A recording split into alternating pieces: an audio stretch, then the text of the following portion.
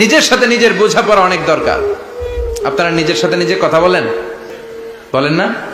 বলবেন। নিজের সাথে নিজে কথা বললে অনেক কিছু বেরিয়ে আসে।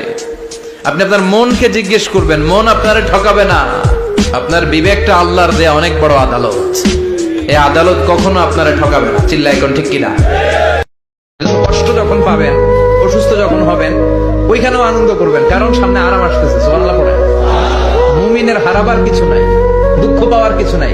মুমিন অসুস্থ হলে অসুস্থতার মাধ্যমে তার রোগের মাধ্যমে তার গুনাহ ঝরে যায়, সে আল্লাহর কাছে প্রিয় হয়ে ওঠে। বিশ্বনবী যে সমস্ত খাদ্যগুলো পছন্দ করতেন হাদিসে এসেছে। বিশ্বনবী রুটি খেতেন, খেজুর খেতেন। খেজুর চিনেন? বালাহ, তামার।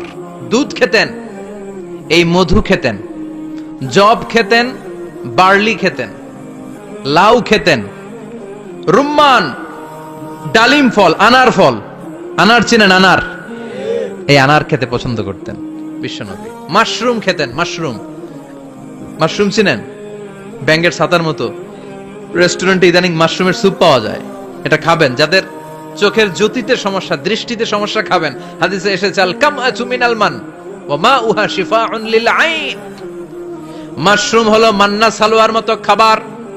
মাশরুমের স্যুপ যারা খাবে, চোখের জ্যোতি যাদের কম, তাদের চোখের জ্যোতি বাড়িয়ে দিবে কে?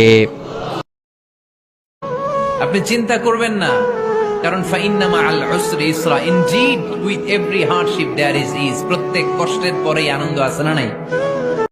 এমন ভাবে নামাজ পড়ো, চিন্তা করো যে হতে পারে এটাই তোমার জীবনের শেষ নামাজ, আর হয়তো আমি আল্লাহর সিজদা দেওয়ার সুযোগ পাবো না।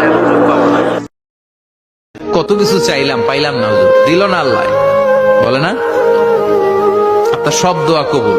আপনি যত দোয়া করছেন সব কবুল, কারণ আল্লাহর কাছে কিছু চাইলে আল্লাহ ফিরায় দিতে জানে না।